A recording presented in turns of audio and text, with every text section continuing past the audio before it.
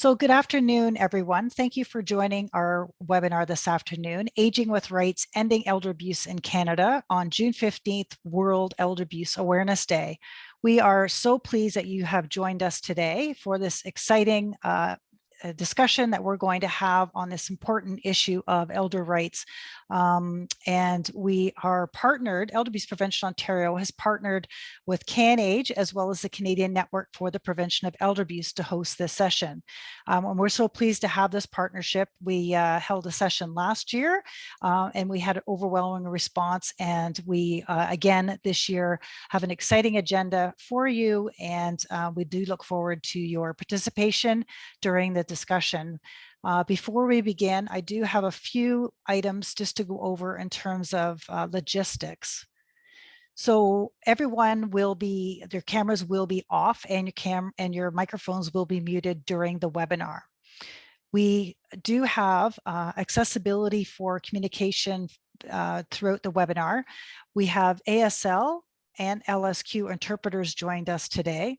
So you can view the speakers and gallery view, which is what is on now on your screen, or you can select just standard speaker only. That's up to you, but you have that option. We also have an English-French translation interpreters as well. You'll see a little globe at the bottom of your screen, and you can choose English or French, or if you are bilingual, there's no need to choose a language if you desire not to do so.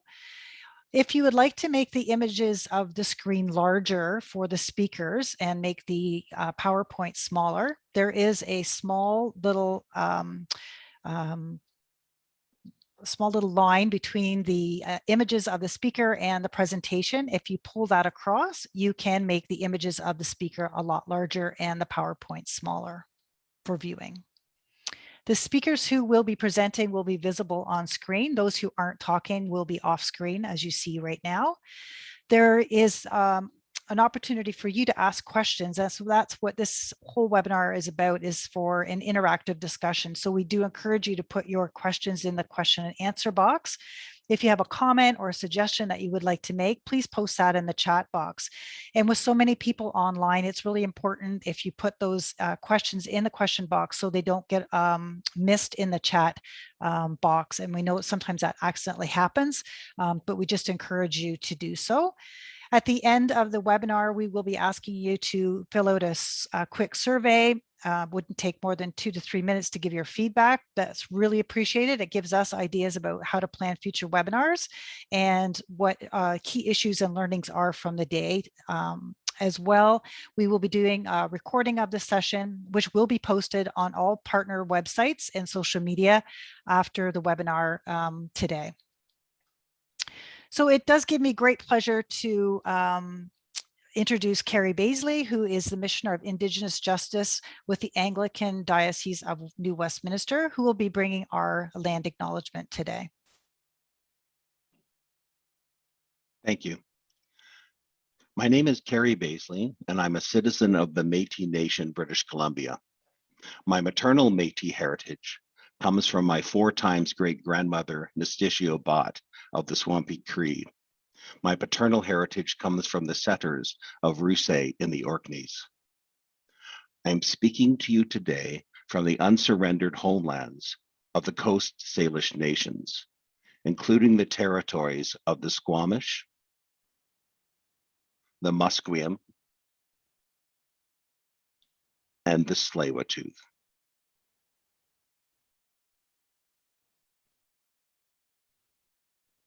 Please take a moment to acknowledge the original people who cared for the land you are now on.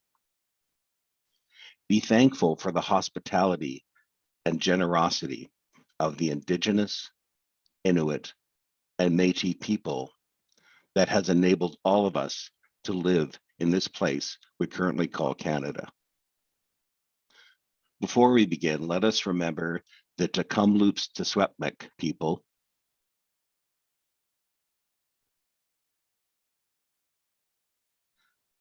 as they toil to rejoin those missing children with their families and communities. The Métis and many Indigenous people start a day or a gathering by giving thanks. Thanks to the Creator for the gifts we have all been so freely given, for Mother Earth and all the creatures we live with here, those that fly and swim and walk and crawl. Today we are exploring how to prevent abuse of our elders. It is good and important to plan for ways to prevent abuse and support elders. Indigenous societies work towards maintaining right relations. Let us focus this day with a prayer to the four directions, adapted from the writings of Richard Wagamese. As you are able, please focus on the east. The east is where the sun rises and the day begins. The east is the place of humility. The old ones say humility is the foundation of everything.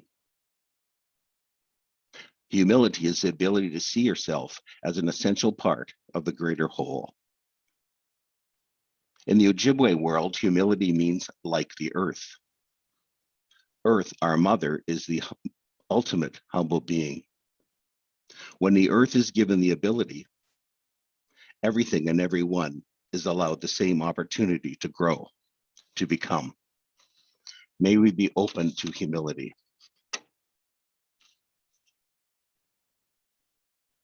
Please focus on the South.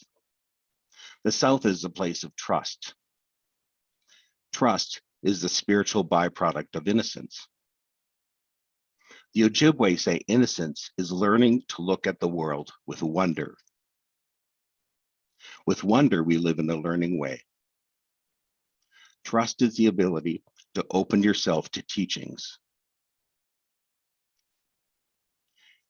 Teachings provide us the gateway to become who we have been created to be.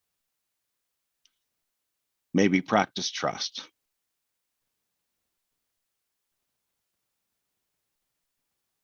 Please focus on the West. The West is where the sun sets, and the day as we experience it comes to an end. It is natural that the West is the place of introspection. On the medicine wheel, introspection is the looks within place. Humility and trust offer many teachings. Introspection is the way of seeing how those apply to our lives. It is a place of vision and a resting place. It is also a place of courage, as the hardest place to look is within. It is the place where the story, the song that we have created so far, can be reviewed and unnecessary things be let go. Introspection is meant to give us balance.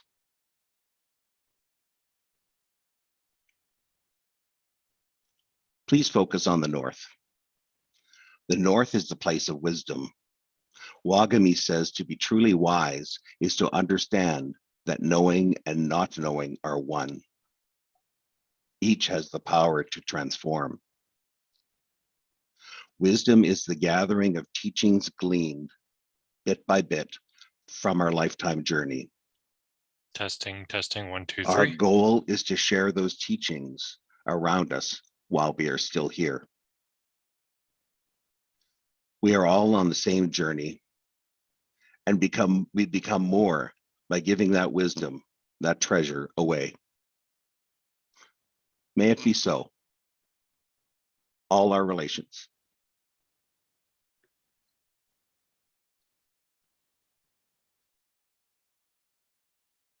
Thank you, Kerry, for providing that today for our land acknowledgement. Just going to share our screen back again. Everybody see the screen, hoping. It gives me great pleasure to introduce our moderator for today's event, Laura Tamblyn-Watts, who I'm sure many of you online know her well.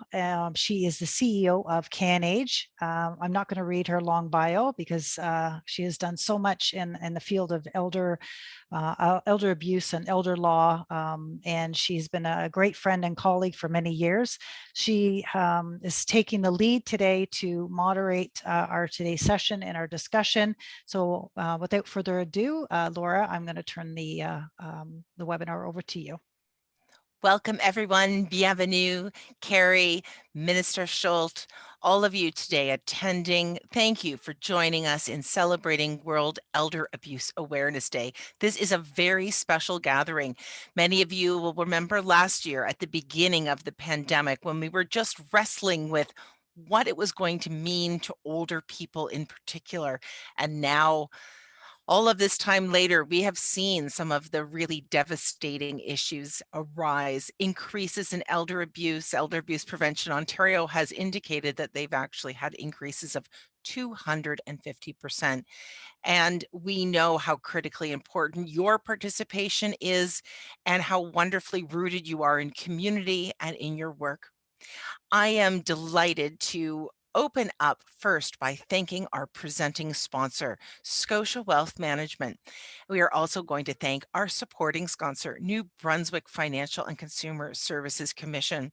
It is so important that we have private sector, public sector, regulators, government, and community organizations all working in the same way. And I'd like to begin by having a word from our presenting sponsor, Sarah Plant, CEO of Scotia Wealth Management. Hi, I'm Sarah Plant, President and CEO of Scotia Trust and MD Private Trust of Scotia Wealth. Scotia Trust is so proud to be the presenting sponsor of World Elder Abuse Awareness Day. We know that the Canadian population is aging, and with that brings opportunities and challenges. One of the most significant challenges we face is elder abuse. And where we see that in the financial services industry is financial exploitation. Scotia Trust believes in supporting the vulnerable members of our society. We work to ensure that everyone has a will and a power of attorney in place because it's those documents that really offer the protection that people need as life gets more challenging as we age. We encourage everyone to put plans in place that offer protection from those who may wish to take advantage of them.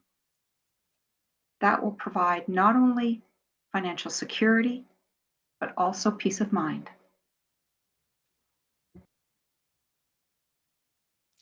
Thank you so much, Sarah.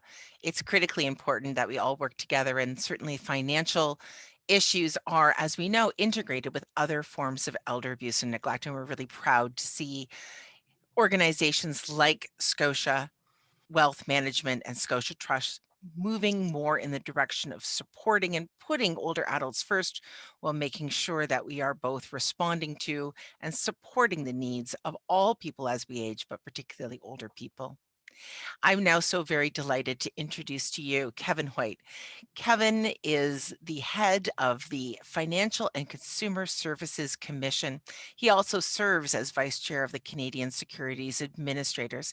I'm delighted to turn over to Kevin for a special message and introduction. Thank you, Laura. Good afternoon. It is a great pleasure to be among a group so dedicated to advancing the rights and well-being of senior Canadians.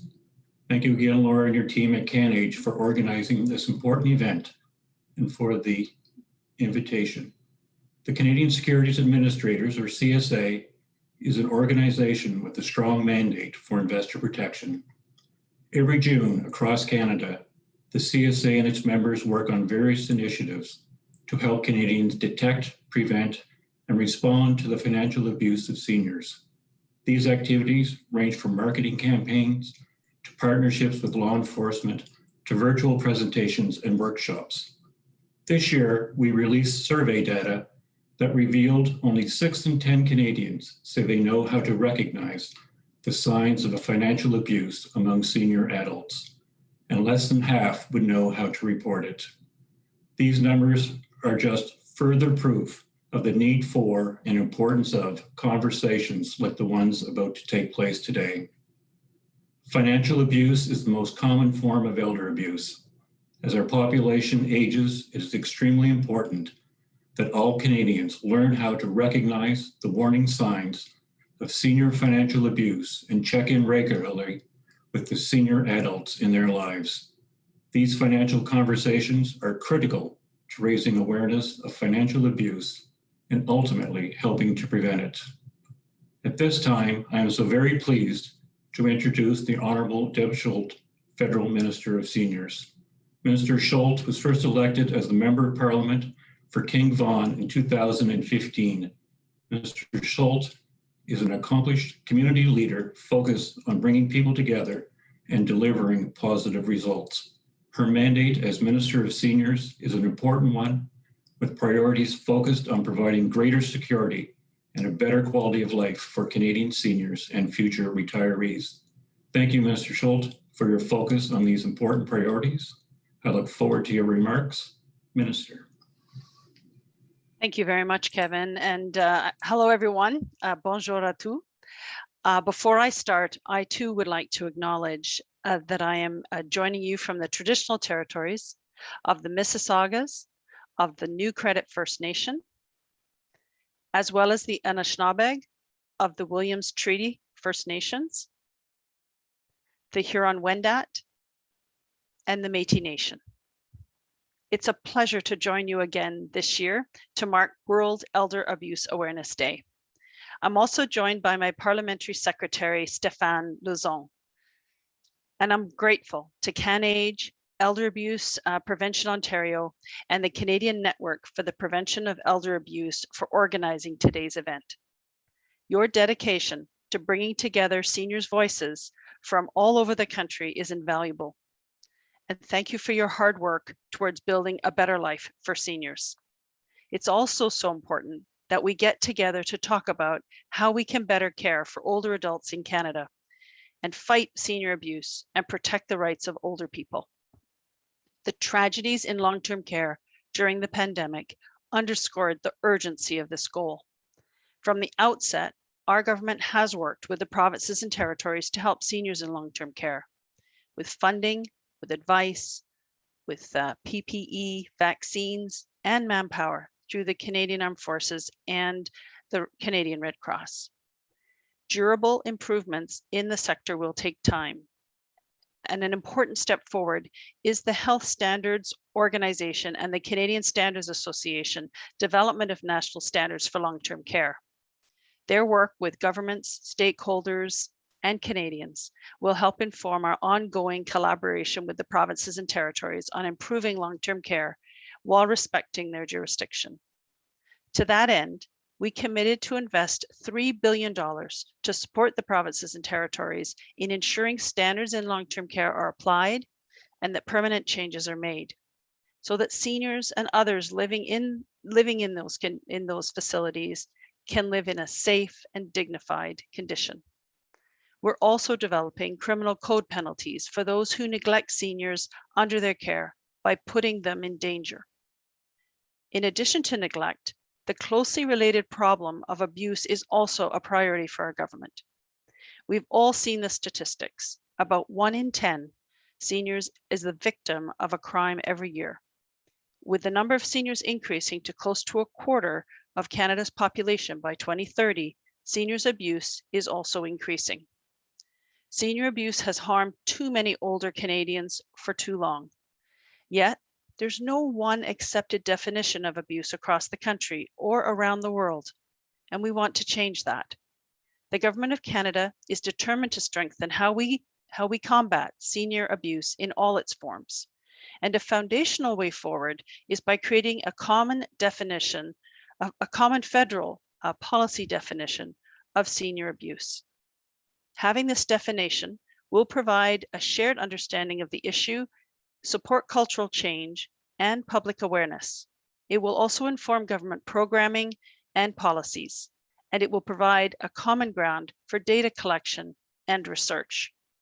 If everybody clearly understands what senior abuse is and what it is not, we will be better equipped to fight it. To create a federal definition, we need help. Today, on World Elder Abuse Awareness Day, I'm here to launch consultations to create a federal policy definition of elder abuse. We will be holding a series of national and regional roundtables with experts and stakeholders, and an online consultation seeking feedback from Canadians. We need input from diverse communities of seniors, including Indigenous peoples, seniors with disabilities, LGBTQ2, seniors, immigrant seniors, racialized seniors, and official language minority seniors. And we need to leverage the significant expertise that exists in Canada on senior abuse. The online portion of the consultation is open as of today, and it will continue until July the 14th. All Canadians are welcome and encouraged to have their say. As for the national roundtables, I'll be hosting them on June the 22nd with my colleague, Minister Lametti, Minister of Justice. The consultations will build on recent federal investments to combat senior abuse. In Budget 2021, we've invested $20 million for the Public Health Agency of Canada to design and deliver interventions that promote safe relationships and prevent family violence, including senior abuse. The Department of Justice Public Legal Education Information Program invested $800,000 in community organizations to produce materials on seniors' abuse and neglect and those responsible for their care.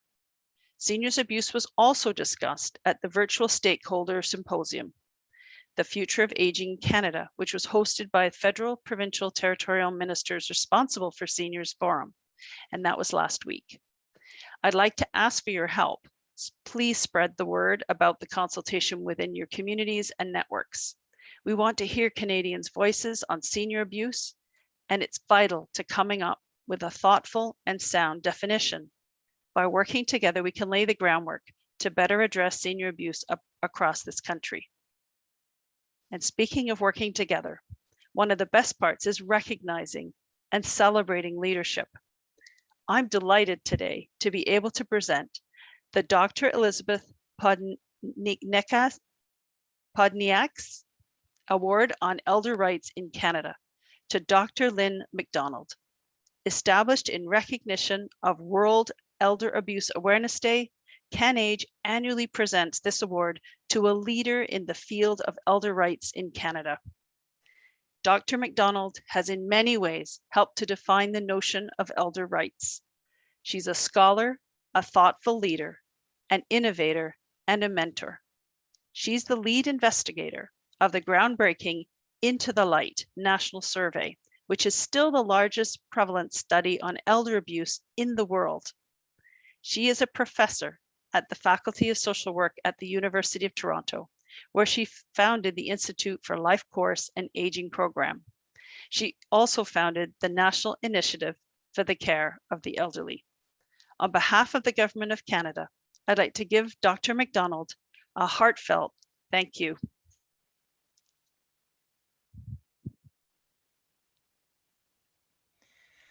Thank you, Lynn. I wonder if you'd like to say a few words in acceptance.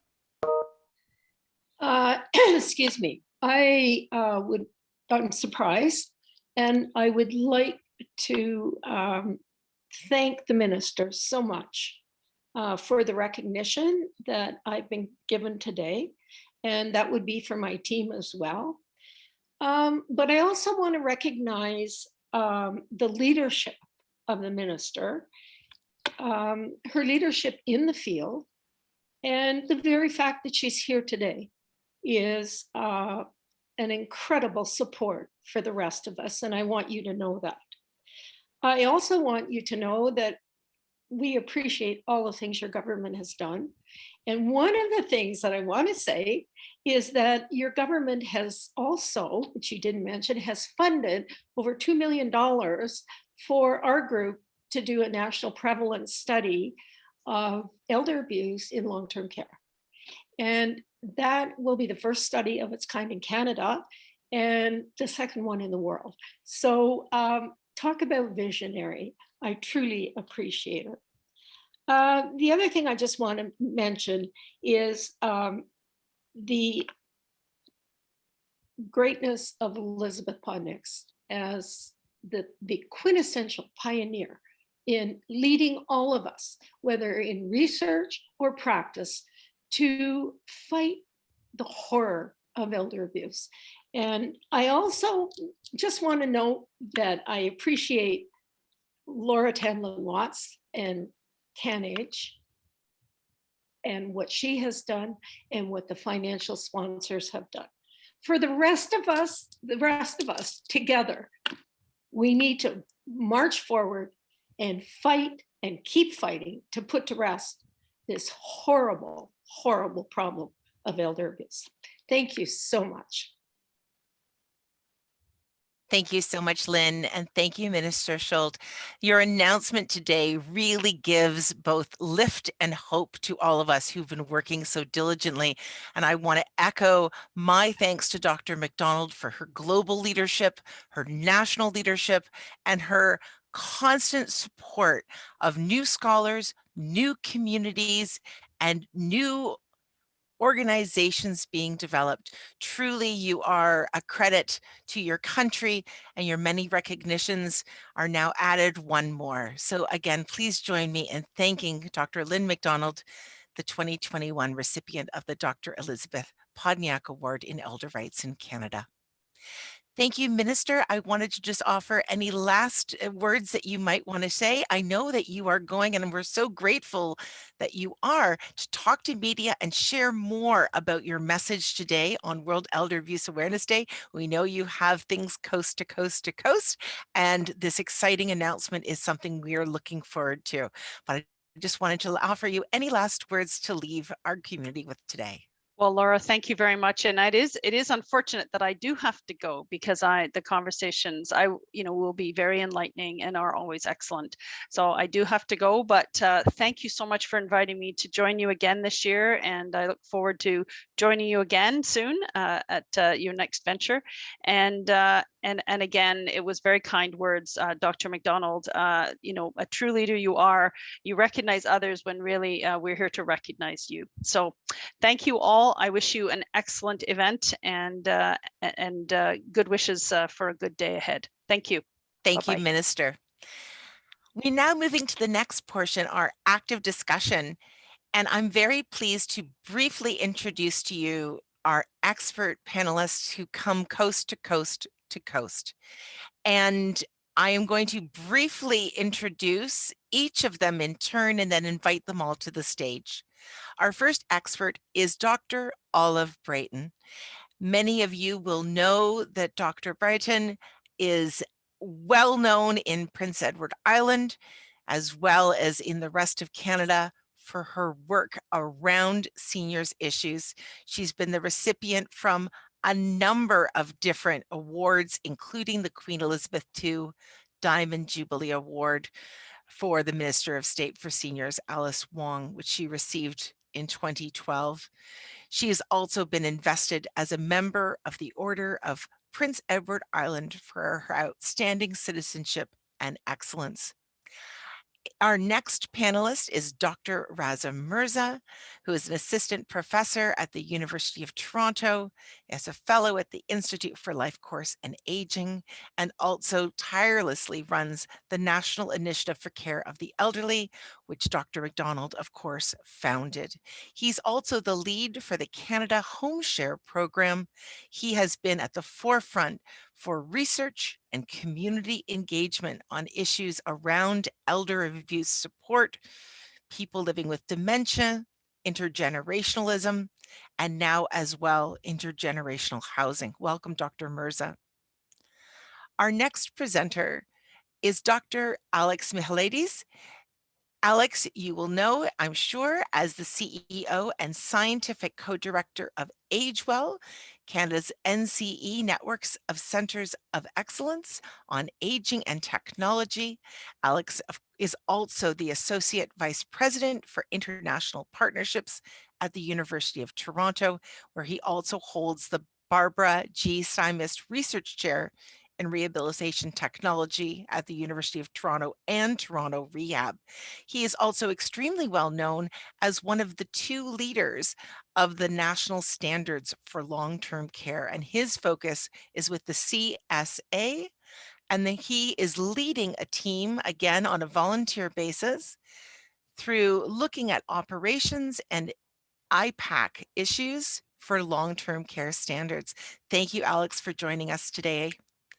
The next person I'll invite into our conversations is our next presenter, Krista James, who's not just a dear friend, but also a colleague from the Canadian Centre for Elder Law. Krista joins us from Vancouver, where she is the National Director of the Canadian Centre for Elder Law, a very well-respected leader in her field of law and aging. She also does a lot of research on gender, identities, intersecting, disability rights, and of course, access to justice. Krista James has been the author of landmark reports in the area of elder issues and elder rights, including some just released reports on integrating persons with dementia and lived experiences more in their own decision making. Our next opportunity is to bring our speakers one step further into our Quebec colleagues. I'm pleased to introduce you Roxane Leboeuf. Roxane has a doctorate program in gerontology at the University of Sherbrooke, where she's also the director, a senior director of the Canada Joseph Armand Bombimbier since 2019. She has been working very closely with our friend and colleague Marie Beaulieu at the University of Quebec, and she's been doing her studies at the very forefront of public health, housing, long-term care, and elder abuse. We're so pleased to have you. Bienvenue, Roxane, today. We will be having our conversations in both official languages, and we encourage you again to familiarize yourself with the live transcript. So you'll see it says live transcript CC. You can click that and you'll see words that come across the page. I find that very helpful as my hearing is not so great. And you will also see a language of choice. So you should have the choice of English and French. It has a little globe. Some of our speakers will be speaking in English and some will be speaking in French. So do feel free to take advantage of listening and engaging in both official languages, both during our comments, but also in the chat where we can both manage your questions and your commentary in both languages. We have asked each of our speakers in turn, and I'm going to, in a second, close the slides, to reflect on these 5 rights. Seniors have the rights to live free from abuse. Seniors have the right to financial security. Seniors have the right to safe housing. Seniors have the right to quality health care. And seniors have the right to access to justice. And I'm going to ask that we turn to the next slide and start with something a bit interactive before we begin our group discussions today. We have a poll for you today, and we're going to do this poll at the beginning and also at the end. In English, the poll says, how important do you think the issue of elder abuse is in Canada? And you'll see that it is 1, not very important, or 5, very important. So if you think it's very important, click the bottom. If you think it's less important, click the top. In French, selon vous, le problème de la maltraitance des aînés au Canada, est-ce qu'il 1, c'est peu important, 5, c'est très important. Again, selon vous, le problème de la maltraitance des aînés au Canada est-il 1, c'est plus important, 5, c'est très important. So now we're going to launch the poll, Rayanne, and let's see how we think it is. We've got our initial responses back. We have overwhelmingly 77% of our attendees believe it is very important, and 15% think it is important, and just a little bit on the other ones. Thank you so much for your interactive poll. I'm now going to close the PowerPoint slides, and we're going to move and invite our speakers here today in group.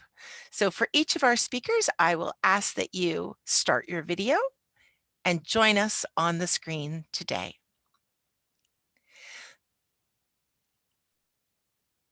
Welcome all of you. I'm now going to ask in turn for each of you to give a couple of minutes of reflection on the rights that we have discussed. And I will invite each one of you in turn, and then we will move to a facilitated discussion. I'm going to encourage you to remember we have 3 forms of translation going on to increase inclusivity. So be a bit kind to our translators, how quickly you speak. I'm going to first open up from West with Krista James, and I'm going to invite Krista to reflect for a few minutes on her concepts of these rights we're discussing today for WEAD. Krista, over to you. Thanks, Laura. Hello, everyone. So what I would like to start us thinking about is that one of the things that we have learned from the violence against women and children sector is that abuse and violence are acts of power and control. And what that means to me from a policy, practice, and program law perspective is that we always need to think about how are we giving power and control back into the hands of survivors of violence and abuse. This means a respect for decision-making autonomy, a respect for people's self-determination. These rights are enshrined in our laws across the country and internationally, but we need to make sure they are fundamental in terms of policy and practice. And this applies whether someone is older, whether they have a disability, such as dementia. We need to always think about how we can support their decision-making autonomy in our own work. We know that people's capacity has a lot to do with the environment around them and what other folks are doing. So everything we can do in our own practice is either helping or hindering someone's ability to be included in decision-making or making choices about what they want in their lives. I also want to encourage you to resist narratives that see older people as passive recipients of care or treatment. Think of older people as rights-bearing subjects, as citizens, because our rights don't disappear as we get older, as we become more frail, as maybe disability impacts our lives. So make sure this sits at the foundation of all of your work. And to me, this ties in with all the themes that we have for today. For example, from a healthcare perspective, if an older person is being victimized and they need some healthcare to support their wellness, give them as much choice as possible, all choice about if they're able to exercise those rights, about what things will happen next in their lives. What, in terms of housing, don't think just about what will make them safer, think about what they want, what kind of risk they're comfortable with. If transition houses are our response to abuse, make sure that that's a real choice for an older person. Is the house accessible physically? So if someone is looking to be engaged with the law in terms of response to abuse and neglect, who is helping them exercise their choices? Do they have access to a lawyer or victim assistance to help them feel empowered in the way they're getting out of this dangerous situation? So to me, this notion about capacity and decision-making support underlines everything we do in terms of responding to abuse. And I just like to thank the Department of Justice as well, because they are providing us with some funding to update our practical guide to elder abuse and neglect law in Canada, and let you know this resource is going to be available to everyone towards the end of the year to support your own elder abuse practice. Thank you so much, Krista. Really great, inspiring words to kick it off. I'm going to continue to move from west to east, and I'll next move to Alex. Alex, take it away. Great. Thank you very much, Laura. And thank you very much for having us at this very important event today. So for the past 6 years, AgeWell has been Canada's network for age tech innovation, serving as a collaborative think tank and launching pad for cutting edge research and solutions. We provide innovative implementation and commercialization support to over 250 researchers, 1,000 trainees, 50 startups, and 4 national innovation hubs. Most importantly, we engage close to 5,000 older adults and caregivers across our country in all our work. As we all turn to technology to keep us connected during the pandemic, older Canadians were no different. From a poll that AgeWell ran, we found that 72% of Canadians aged 65 plus are confident using current technology. 64% of those also believe that technology advances can help to lessen the impact of COVID-19 on daily life. And finally, approximately 2/3 are willing to pay out of pocket for age tech that allows them to stay at home, their preferred location, age, and place. So first off, what is age tech? It is really anything from the glasses some of us wear or other low-tech solutions such as hip protectors to more high-tech software applications, sensors, robots, and smart homes. It includes wearables and voice assistants that help with medication reminders and that caregivers who may live in a different city or country know how their family member is doing. Now, age tech is not meant to replace the human touch, but is a key tool in our toolbox for improving the lives of older adults in Canada and beyond. Now, although technology may be seen as part of the challenge of increased elder abuse, it can be part of the solution when it is given the opportunity. Internationally, algorithms are examining banking behavior to monitor for financial exploitation. Virtual assessments and screening of mistreatment and exploitation are happening over video phone to help increase identification of abuse in order to prevent it in the future. Modern technology to detect and deter the mistreatment of older residents in long-term care homes is increasing, and AgeWell is supporting startups that ensure privacy when using this type of technology in home care settings. AgeWell also continues to work closely with its partners like CanAge to promote and fund projects and initiatives that support research and development of technology focused on improving the lives of older adults. I want to finish off by just giving you 3 more examples of programs and partnerships that are related to enhancing the lives and safety of older adults in a way that can help reduce elder abuse and mistreatment. First, our Enhancing Employability of Older Workers project is focused on improving an existing cloud-based prototype platform that helps older adults overcome employment barriers and thus works to strengthen their financial stability.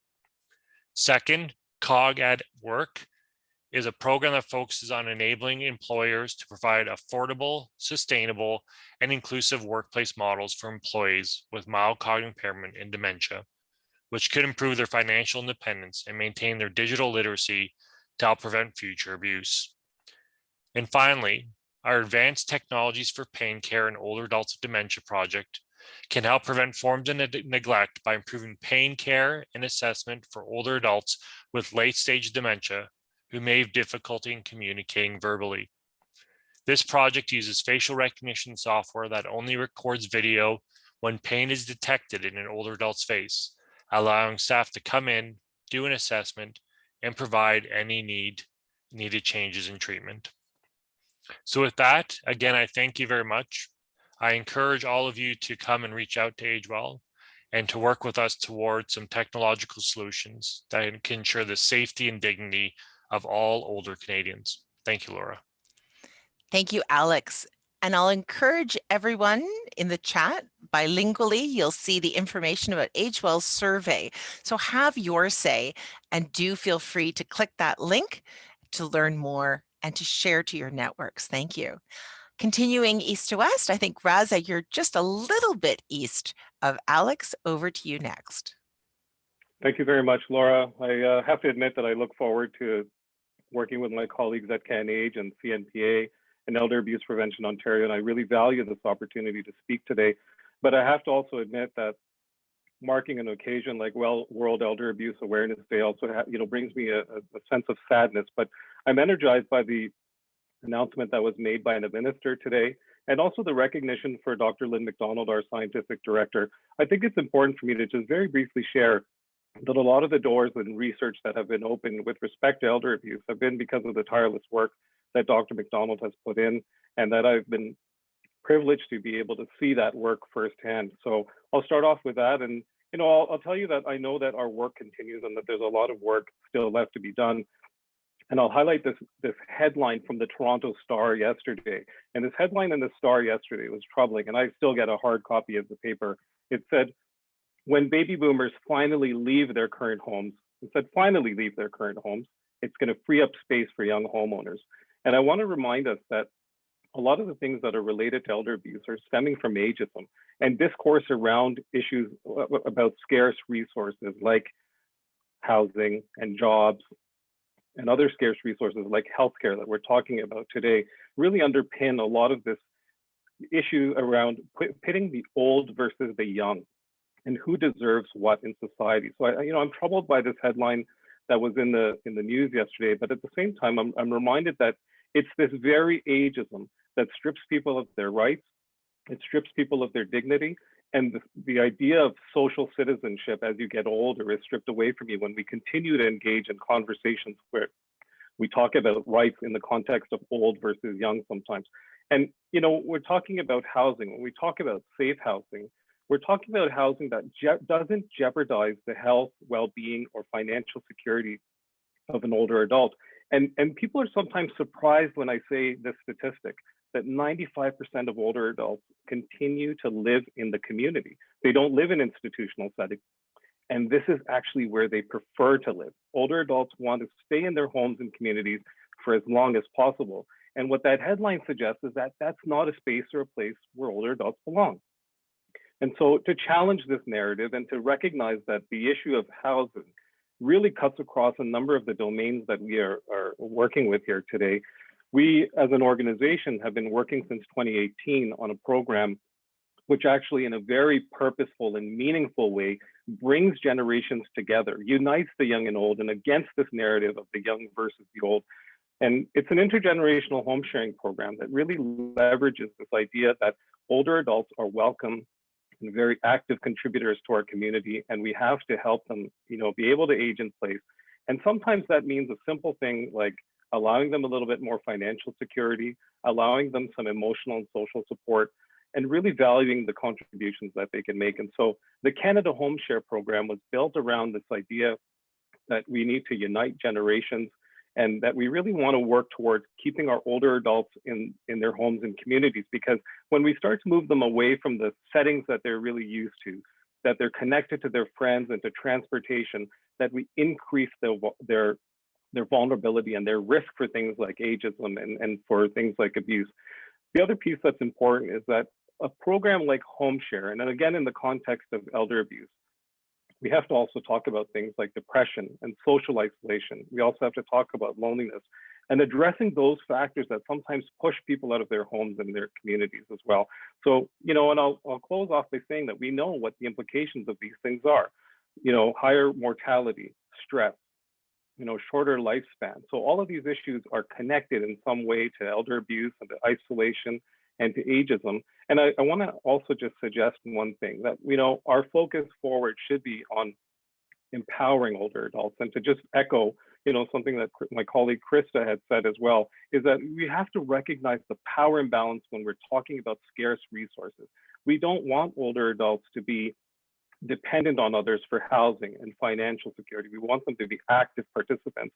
And what this really is about not only creating a society for all ages that really values older adults right now, but also creating a society that's going to value us as we get older. And so I think these are very important conversations, and I'll close off by saying that, and I look forward to engaging in a deeper discussion about some of these things. Thank you very much, Raza.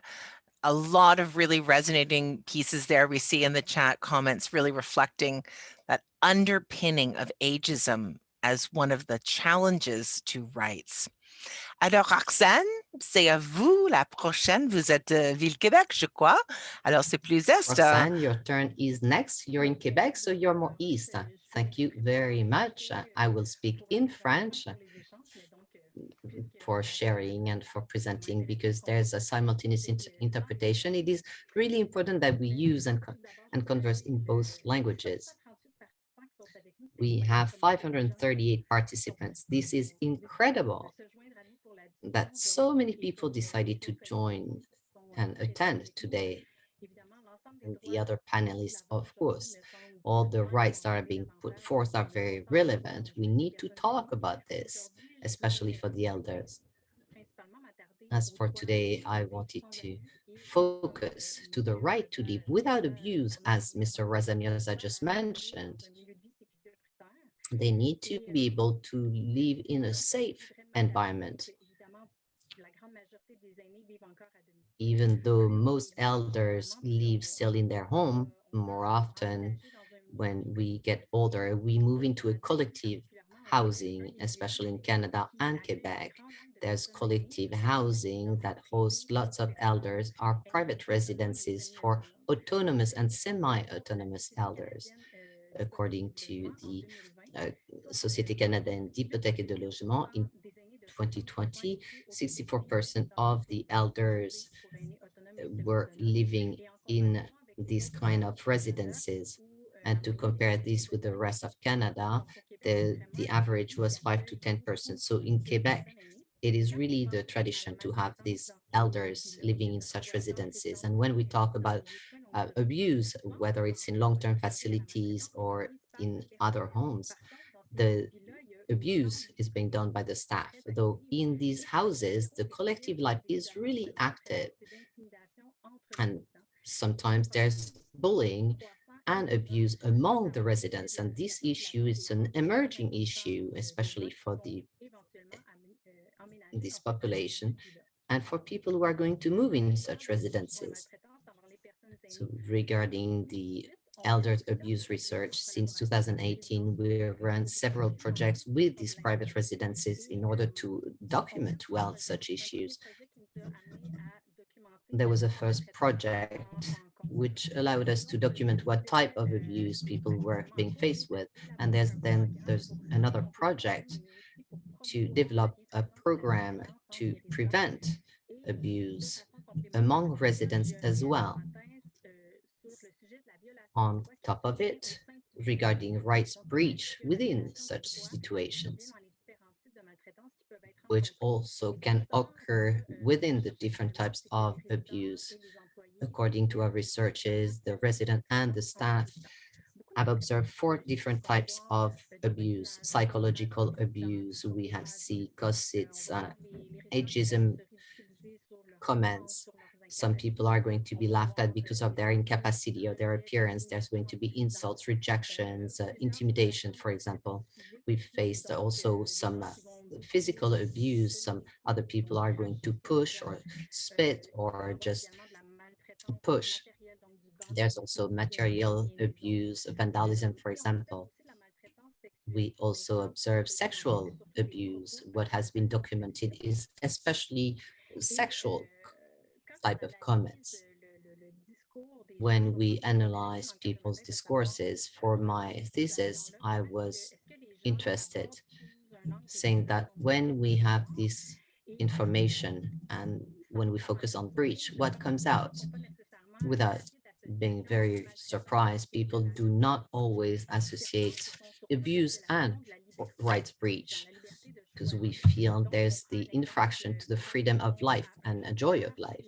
So for example, people who are going to spend an evening playing cards, for example, and some other people want to integrate to this card players group, though the group does not find an interest to integrate this person, then in such cases, someone is going to say, why would I be pushed to integrate this person? I wish to have the freedom to choose my partners. In the kitchen, for example, why do I have to sit with some other people I would not want to sit with otherwise?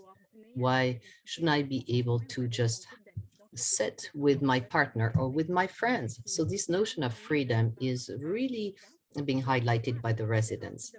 Also, according to the different types of abuse I've talked about, we think also the breach to safety, especially with intimidation.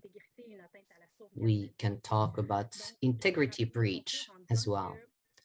I'm going to now stop here because for sure the repercussions are really important. The psychological effects, social effects are important. People will sometimes isolate, they will avoid certain situations. So this is an emerging issue, though this is something we really need to focus on now. So in order to provide them with solutions. And this is why we have a second project aiming at developing a program to fight such issues in residences. Merci beaucoup, Roxane. Thank you so Thank much you very much, Roxane. for your kind presentation today. I will note that there is a challenge with the closed caption. So where it says live transcript, I encourage you just to turn it off.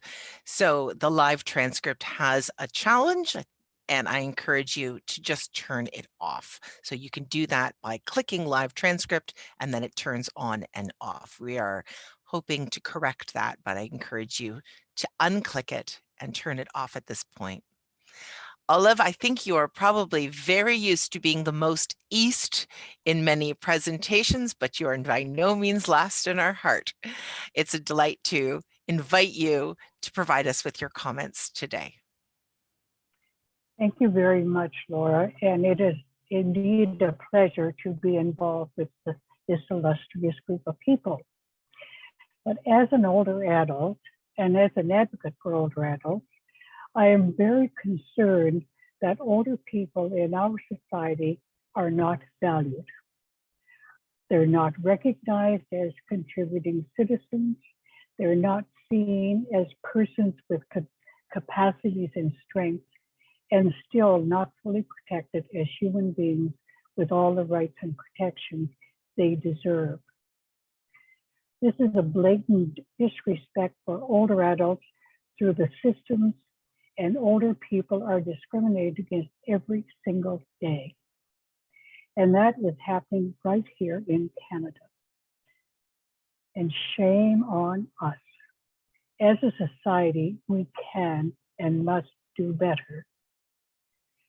The absurdity is that by ostracizing older adults, we are sidelining our own future selves. Ageism is a major contributor that is happening, that is the umbrella used to legitimize our actions. Ageism refers to the stereotypes of how we think, the prejudice of how we feel, and the discrimination of how we act toward others based on their age.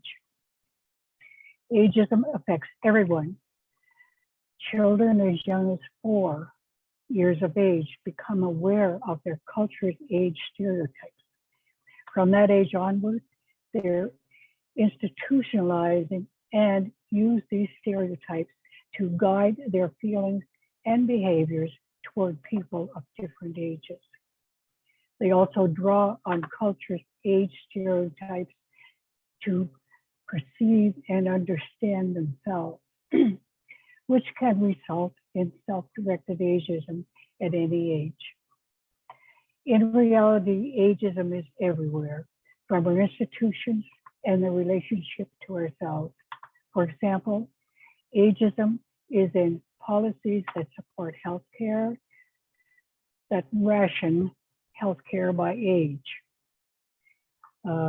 Ageism supports practices that limit younger people and older people's opportunity to contribute to decision-making in the workplace. Patronizing behavior used in interactions with older and younger people, and in self-limiting behaviors, which can stem from internalizing stereotypes about what a person of a given age can be or do. We know the response to, at your age, what do you expect? Or at your age, do you think you should be going back to school? At your age, should you be wearing that? So it's very alive and well. Unfortunately, in Canada, it's also very alive and well. And in many cases, ageism is accepted as a social norm and legitimizes inequalities.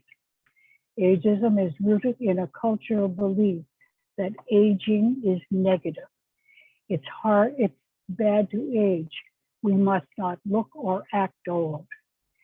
We hear that it is time for older people to move aside and stop using the scarce resources younger people need because they are our future. Governments talk about the problems of an aging population. They do not recognize the value of an older population, and this must change. Today, as we come together to raise awareness about the visibility of elder abuse, we want to mobilize community action. It's time to admit we are perpetrating ageism through our laws, healthcare, and social systems. As a society, we do not value aging, and our actions are hurting others and ourselves. The status quo is not meeting the needs of an aging population and fails to provide adequate care or abuse protection.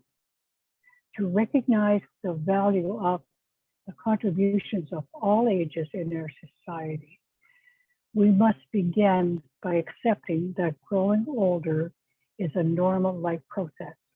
And for those of us who have been given the opportunity to grow older, we must appreciate the gift we have been given and speak out for those who are unable to speak for themselves. We must build solidarity among generations and recognize the importance of addressing abuse of older persons.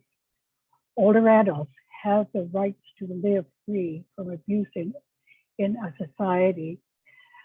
We must take action today, and together we will win.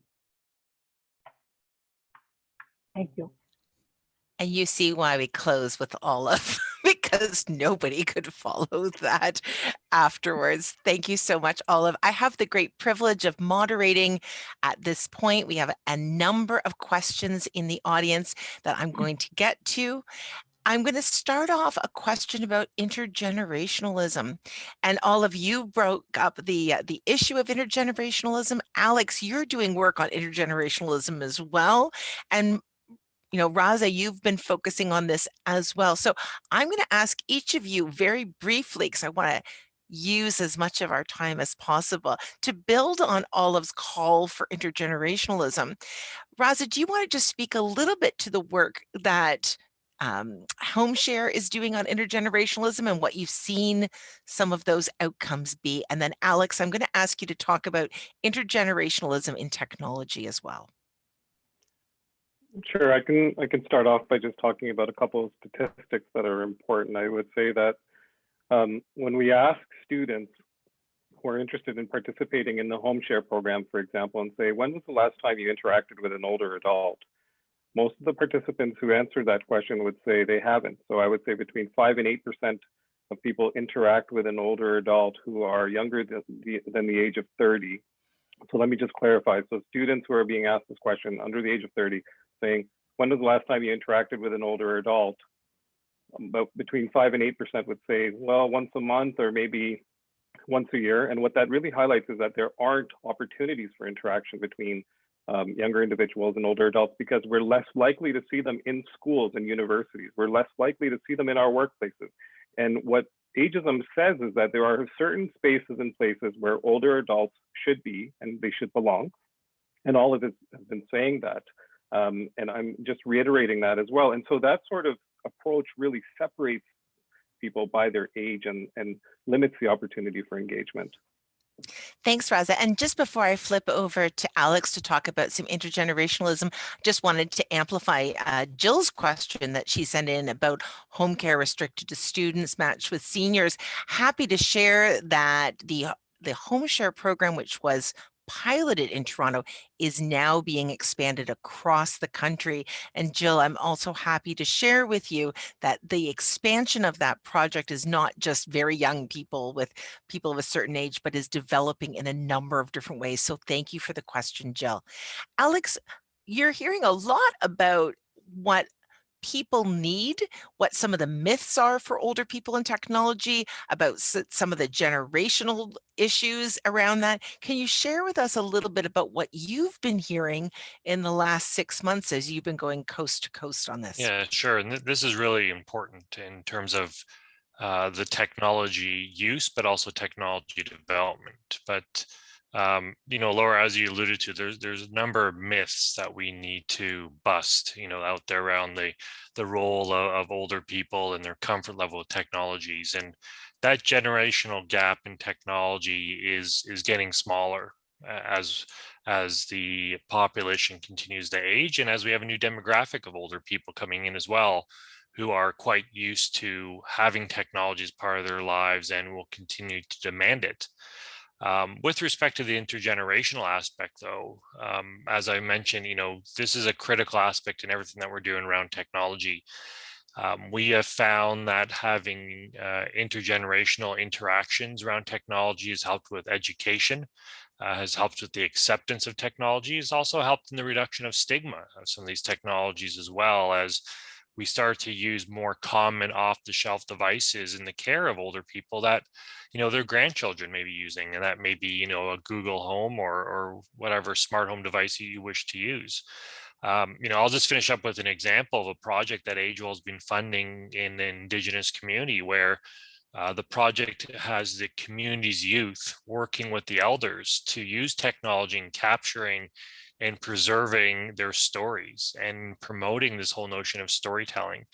And some of the results that we saw is not only were the elders using the technology more and more and felt comfortable with it, but there was now a growing interest in these stories across the entire demographic of these communities. And that's really critical with technology or without technology in terms of preserving, some of the cultural rituals and importance of some of the things that the elders are talking about. So thank you. Thanks so much, Alex. One of our questions that we have from the audience is about necessary changes to long-term care, which of course has been the center of our conversations when we've seen some of the really horrific impacts of abuse and neglect, as well as some of the real challenges of people, I'm using that word lightly, many people being locked up in their own rooms in long-term care for days, months, or even a year. I'd like to ask each one of you, maybe just 30 seconds very briefly, what is a one practical change? Not asking you the only one, just one practical change for you about how we ensure that residents of long-term care have increased safety. And so I'm kind of hoping you'll have different ideas. Krista, you've been working a lot around persons with lived experience and cognitive impairment. Of course, about 80% of people who live in long-term care have cognitive impairment, and you've been working a lot around decision-making as well. I'm curious if I could kick it off to you. Is there something that you would like to see happen in long-term care that would help to support the well-being and reduce abuse? It's an interesting question. And I think if we're thinking from a dementia perspective, one of the things that comes up for me is to make sure that we understand what the person living with dementia is saying about their experience and their quality of life right now. I think one of the things that we saw throughout the pandemic was an increase in use of antipsychotic medications, arguably due to challenging behaviors that people with dementia were demonstrating in a because they missed family, because they weren't happy, because they were physically uncomfortable.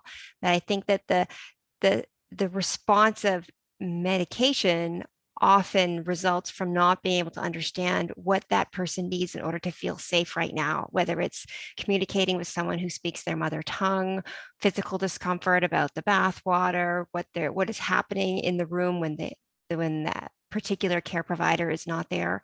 So we need to really know how that unique person communicates what they want in their lives and make sure we have the staffing and support in the facility, not just nursing staff, but the kind of social, cultural communication supports from family, friends, and staff to make sure that we can communicate properly with that person, understand what they need to have the best quality of life possible. Thank you. Roxane, que pouvons-nous faire pour What réduire can we les do abus to reduce abuse et accroître la sécurité dans les soins and de longue durée? increase security and safety in long-term care? One of the interesting options would be to include residents and to include family members in the decision making and in the practices that could be adopted. So if these people have dementia and find it harder to be involved in decision making, I think this happens also elsewhere in Canada, but in Quebec, we have a lot of elements presented by the user community and the recommendations of residents that look to have them involved in their decision making. So how can we assure that they are implemented? How can we ensure that the residents' needs are being taken care of? And also avoid the risk of abuse? It's a very good question. Alex, you are helping to bring in some of the changes to standards, and I know that you're beginning a very robust process on that. I know you're hearing a lot as well. To choose one thing, what is top of mind for you to reduce abuse and increase well-being? Yeah, and I've been taking notes of everyone because obviously this is all going to be sent right to the committee developing the standards. So thank you very much for everyone's responses thus far. You know, the philosophy that I have around long-term care and the philosophy I've been trying to get across to the committee is they are long-term care homes. We need to design them and make them feel like home to people, not institutional facilities, not places where we warehouse people, which is often that's happened. They're not hoteling people. These are the residents' homes. So if we can build a facility, if we can build practices and guidelines and educate not just the residents, but the families and the staff there that this is someone's home, then hopefully we'll start to treat them in that same way. And with that, hopefully we're going to see a reduction in the issues that we've seen thus far. Merci. Et maintenant à vous, Raza. Est-ce qu'il y a quelque chose qu'on peut So what about you, faire Raza? Is there something that we can do, some change pour that you would réduire see to l'abus reduce abuse dans les soins de longue durée? in long-term care?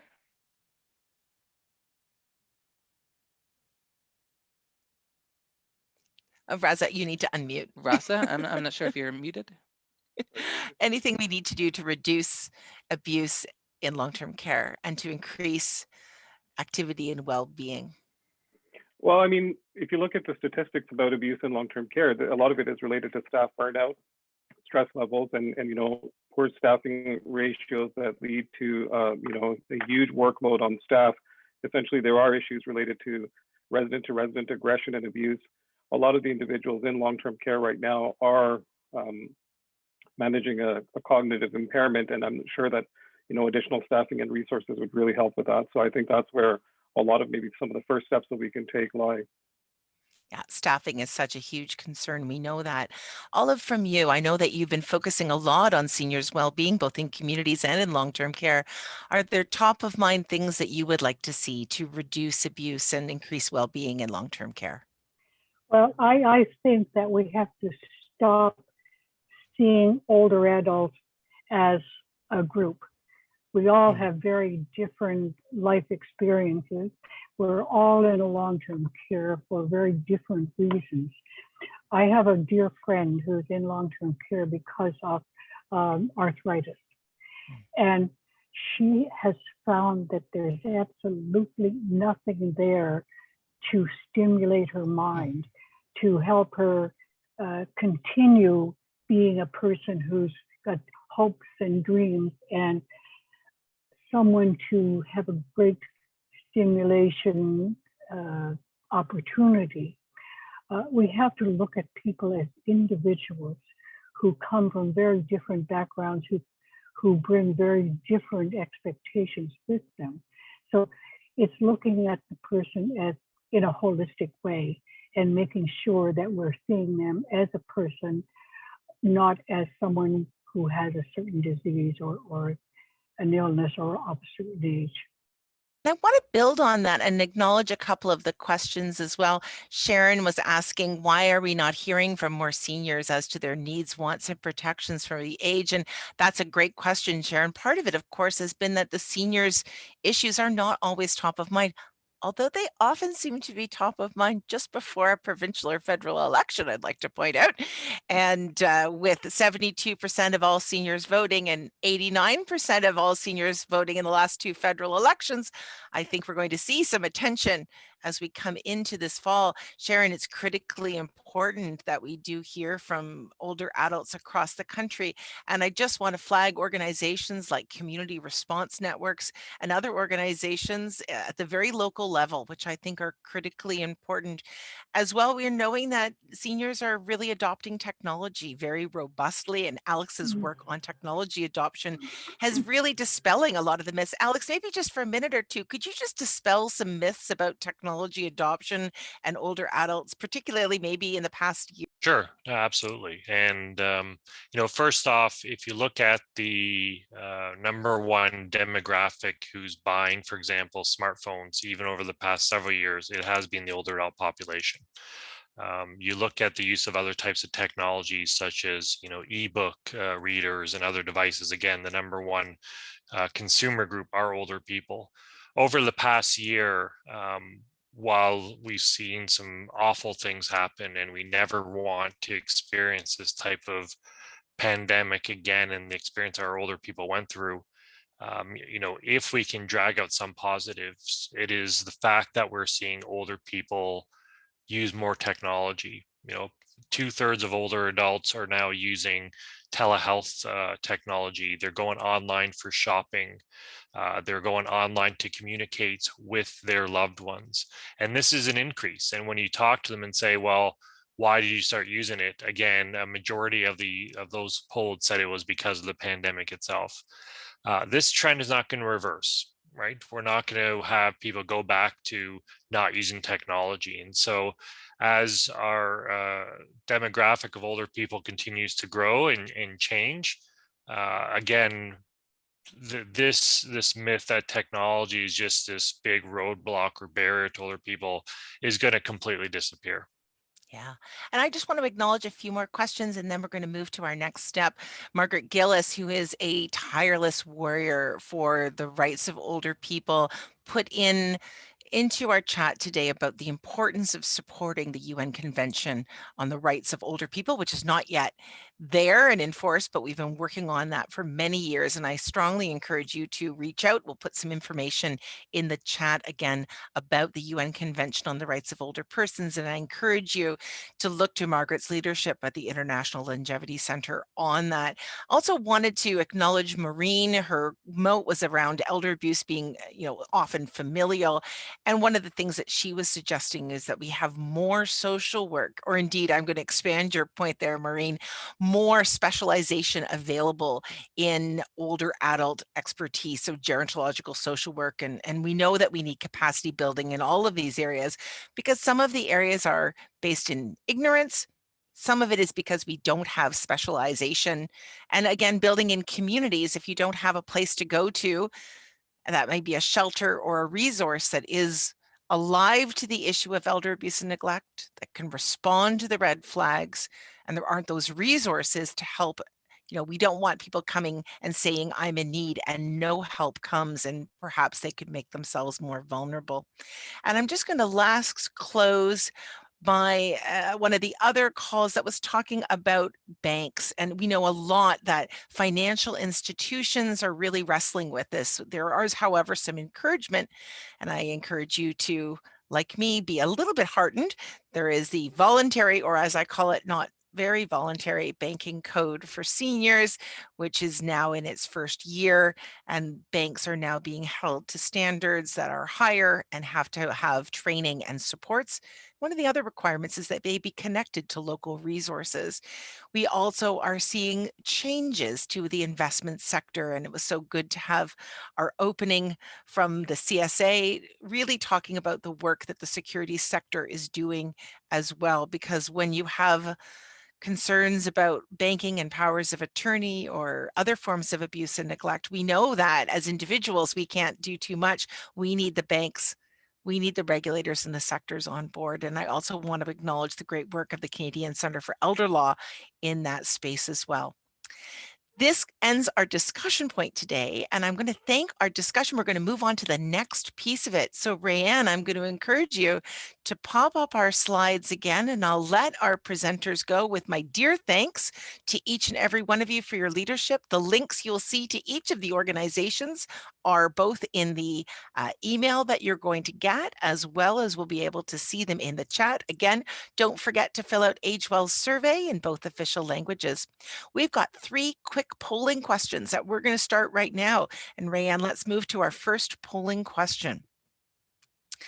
We're looking in our polls to better understand, do you think we need a pan-Canadian elder abuse strategy and that it should be funded by the government?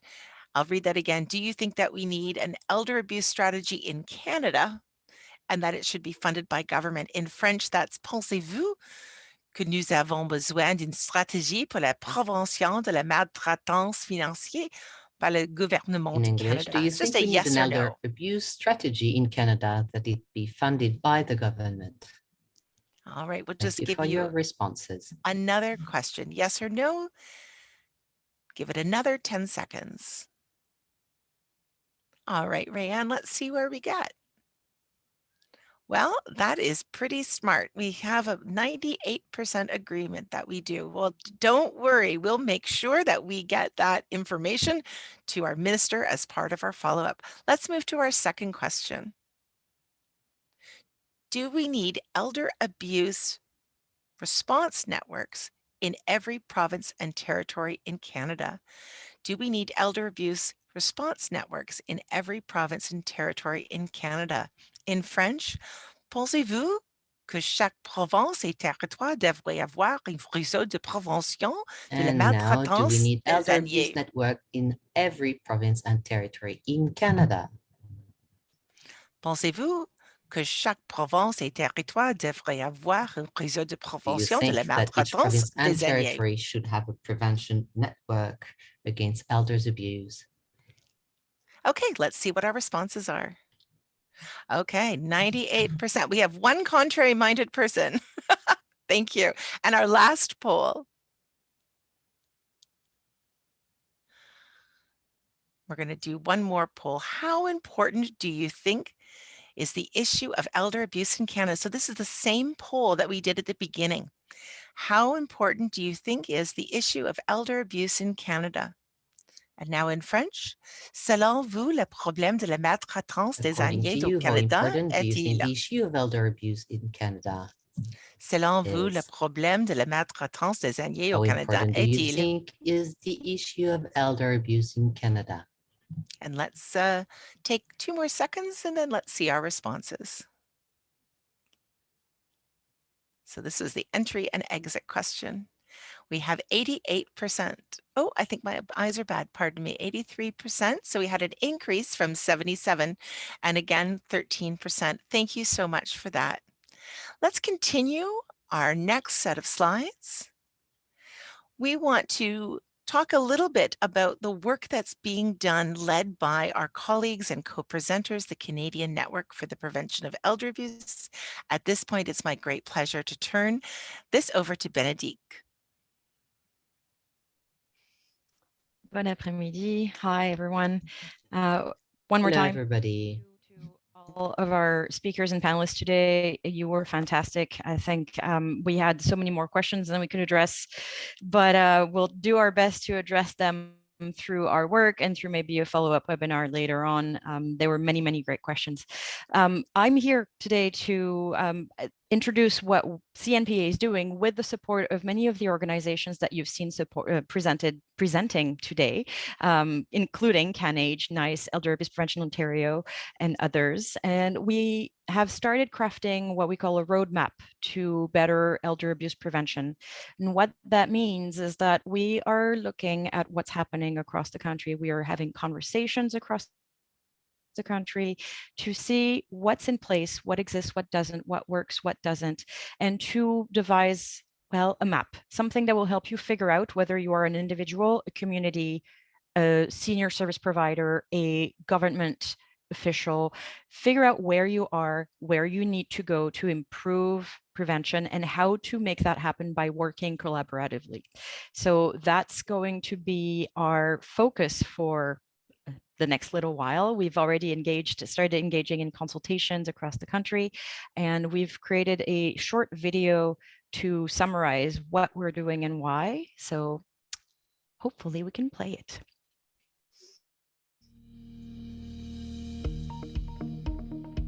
If you are lucky, every morning you wake up one day older. Getting older is the journey we all share. But for too many older adults, love and support along the way are elusive. They live in isolation or in poverty, alone or mistreated, often by family members who may not recognize the impact of their actions as abuse or neglect. The COVID pandemic has shown a bright light on social changes we need to make as a country. People of all ages need affordable housing, good healthcare, healthy food, an income they can live on, and a safe, supportive community. So, the Canadian Network for the Prevention of Elder Abuse is working together with partners across the country on a pan-Canadian engagement strategy with a roadmap for individuals, organizations, communities, and governments to work together to end abuse and neglect of older adults. Together, we can create a society that values and respects people of all ages, now and for the generations to come. Change is possible. Everyone has a role to play. Preventing the abuse and neglect of older adults is a shared responsibility. So, visit us online to learn more. Watch for the launch of our strategy this fall, and join us on June 15th for World Elder Abuse Awareness Day.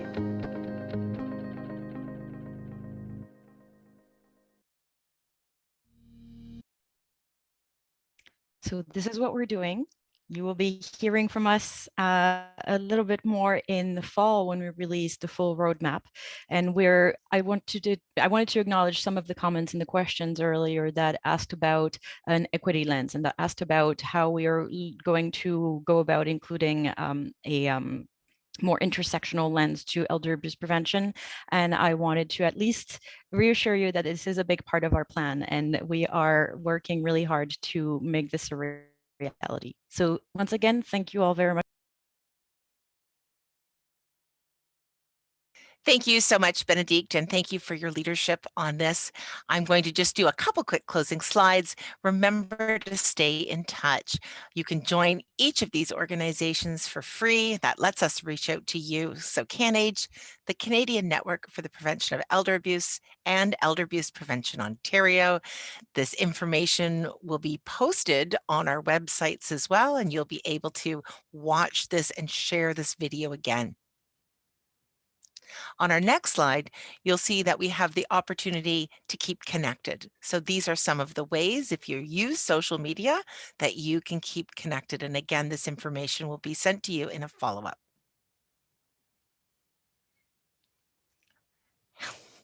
Everyone has a role to play. And when we're thinking about how to support older people, think about whether or not one of these charitable organizations is available for you to support or to work together to help raise awareness and funds. We know that elder abuse prevention organizations are always under financial stress. And so next time that you're thinking about how to make a gift and how to make a difference, you can go to Canada Helps, and the CNPEA is right there. Very helpful. Thank you. We are always concerned about your feedback and want to know what's important to you.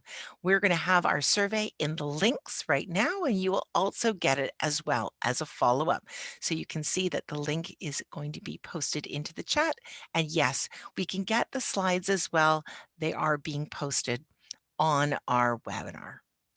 Thank you again to our presenting sponsor, Scotia Wealth Management. Their leadership in this area is profound, and they are working diligently across the country to raise awareness of elder abuse. Also, thank you for our other sponsors, the Financial and Consumer Services Commission of New Brunswick, and all of the organizations, and each of you today for taking your time out. In conclusion, we want to make sure that you have the time to raise awareness in your lives, connect to your community. I'm particularly grateful to be connected to my Digby area, and I have my Digby Seniors Awareness WeAdd mask, which I'm going to be wearing next. Make sure that you connect to your local organization in your local area to help continue the conversation. Please feel free to engage in social media with WeAdd 2021 and the hashtag Rights Do Not Get Old. Thank you for your participation and have a wonderful Elder Abuse Awareness Day. Merci à tout le monde et bon après-midi, bon matin. See you again next year. Thank you very much. Have a good day, and we'll see you next year.